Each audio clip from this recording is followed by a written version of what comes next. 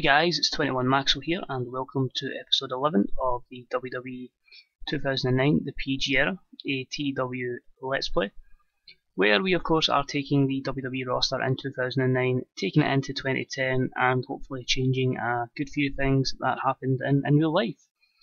You join us today, we've got ECW for the first part of our show, and then later on in the video we will have the edition of Smackdown for the first week of December.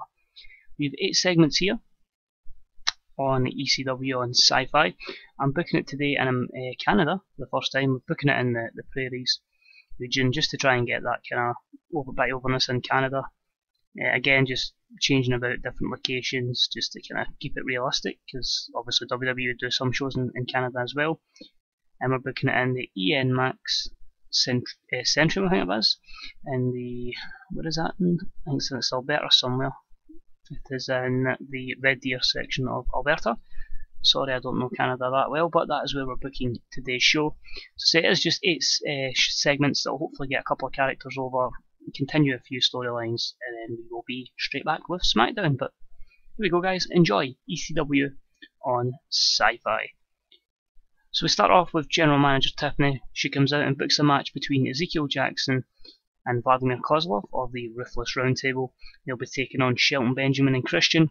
The added stipulation of Jackson and Kozlov losing is that they are banned for good from ECW, and that is a 62C. So that's setting up our main event of the evening. And about that had some solid in-ring action but non-existent crowd heat. Goldust and Yoshitatsu defeated Dean Ambrose and Seth Rollins in 13:33, when Goldust defeated Dean Ambrose by pinfall with the Golden Age. So the plan is here just to take out William Regal's 2 guys that are obviously not any stable completely as yet, but they're in a brutal match, which means they won't be able to attack later on. Only a 49D+, but hopefully gets them some overness, and it gets Goldust and Yoshitatsu over. And Dean Ambrose is improving his performance skills, so good there. Next up we have an angle featuring Alberto Del Rio. My name is Alberto Del Rio, but it's okay, you will never forget that. I am the richest man in ECW. My family is the richest in all of Mexico. I come to you ECW to show the world the class of Mexico is far superior than you middle class Americans. You will bow down to Alberto Del Rio. 44D, just a simple promo to get over Del Rio, and then he's in action in an awful match. It was completely devoid of heat. Alberto Del Rio defeats Johnny Prime in 3:16 by submission with the rolling cross armbreaker. 36D- just gets Del Rio over. It's going to be slow but surely, but we had to get an enhancement talent there to do the job basically. Next up, in a match that had some good action but not much in the way of heat, Daniel Bryan defeated the Hurricane in 6:02 by pinfall after using underhanded tactics.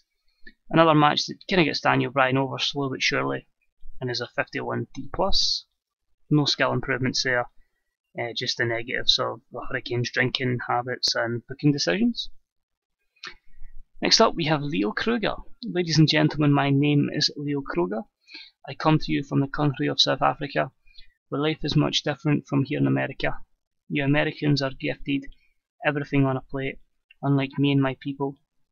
We have to hunt for success. It is truly the survival of the fittest, and the fittest, of course, was me, Leo Kruger.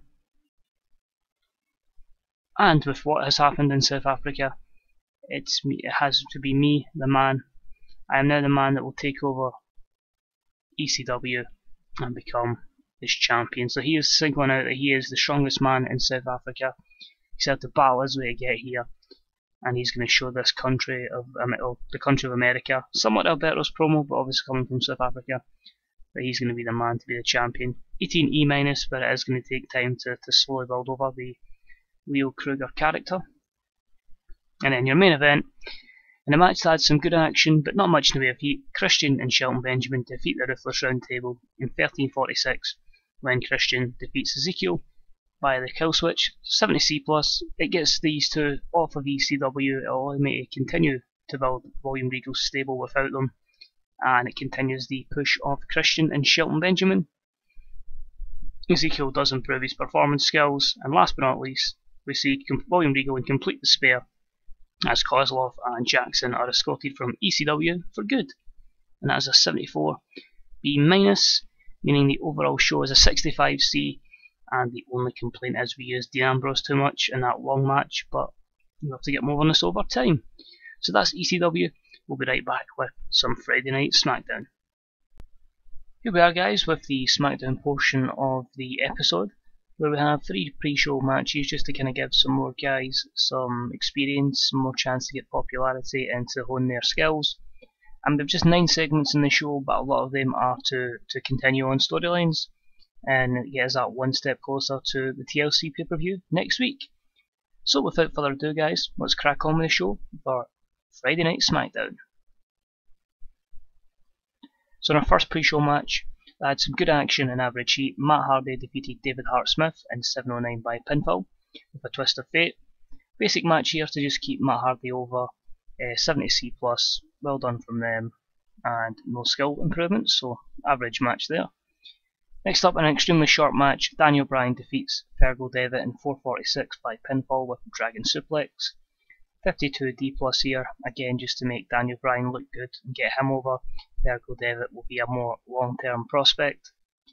And finally, in a bout that featured some solid in-ring action but non-existent crowd heat, Caval and Luke Gallows of the Straight Edge Society defeat Master J and Wang Yang in 651 when Luke Gallows defeated Slam Master J by pinfall with a bicycle kick, 60C. Simple match here, Slam Master J is improving performance skills, and hopefully everyone gets over in the process. Now to the proper show.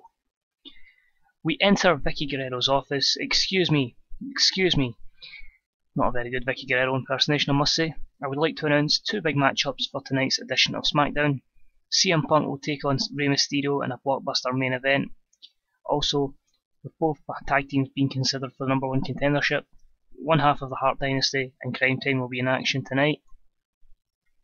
Tyson Kidd will face JTG and Chris Jericho in triple threat action. Thank you, and of course, excuse me. 71C+ as Vicky sets 2 matches for tonight's show, and the Crime Time and Hart Dynasty storyline continues there, with that match being made. In a match that had some good action but not much in the way of heat, John Morrison defeats Charlie Haas in 738 with a Moonlight Drive. 73B-, just a simple match to get John Morrison a bit of momentum, and good chemistry between them, with Charlie Haas improving performance skills will hopefully take him to the next level. Quite disappointed with this result in a match that featured great action and average heat. JTG, yes you read that correctly, JTG defeats Tyson Kidd and Chris Jericho in 1448 when JTG defeated Tyson Kidd by pinfall with a surprise roll-up. Only get a 64C, and I thought Jericho would have maybe upped the match here. Unfortunately didn't, but JTG improves his rumble skills, and he's probably got more wins so far in my save than he probably did in his whole WWE career. So make of that what you will. Then we're backstage at a Josh Matthews interview with Dolph Ziggler. Dolph at the TLC pay-per-view, John Morrison intends to invoke his rematch clause. I could read my writing there. For the Intercontinental Championship. Your thoughts? Ziggler says, Morrison? Really? That guy's like 5 out of 10. He's a 5 out of 10 guy. What chance does he have against me, Dolph Ziggler? What chance does he have against Perfection? That is a 78B and continues the IC storyline. And about it featured great action and a good crowd. Dolph Ziggler defeats R-Truth in 647 with a zigzag. Just a 65C, but it just continues to get Dolph Ziggler over. And then our main event match, and about it featured great action and great heat from the audience. CM Punk defeated Rey Mysterio in 1952 by pinfall, following interference from Batista. During the match we also saw Caval run in and attack Mysterio, and Luke Gallows as well. 83B+, great between those two, great chemistry. Continues the main event storyline. Rey Mysterio is improving his performance skills. At the same time, The Undertaker is backstage and he's been attacked by Batista. That is a 94A segment. Batista underperformed and the storyline continues again. These two then brawl out to the back and it turns out to a 4-man brawl where Undertaker and Mysterio end up fighting with Batista and Punk before being held apart by security as the brawl continues to go. 84B+, so all 4 guys are fighting with each other And we finish the show off with, after the brawl is stopped, all four workers look at each other. CM Punk is on the ramp, Batista's ringside, with Rey Mysterio, Rey and Taker in the ring. Taker stands tallest and lifts his World Championship in the air, signalling he's the champ. Good luck beating me. I'm the guy you got to beat to win this. This is what you want. This is the championship, and I'm the man that's got it. So Animal Unleashed storyline continues again with the four guys. 86 B+, no skill improvements for that. And we finish the show with an 82B. So more than happy with that, and that already books in 3 matches hopefully for TLC, which will be the Fatal 4-Way for the title, Ziggler versus Morrison, and then I'm hoping to book Crime Time against the Hart Dynasty against Jericho. So feedback was good there. They either hated or loved ECW. Let's see what news items we've got. Just ECW getting a 0.42. So it's interesting to say the size. I don't really care what we get the prairies to. I'm not overly concerned about getting that to national. I just wanted to try somewhere in Canada. But the plan is just to keep enjoying this save and continue to build these storylines, and hopefully you guys are enjoying it, and I say continually over time we will bring in more custom angles and get right proper storylines and have basically free reign over all promos.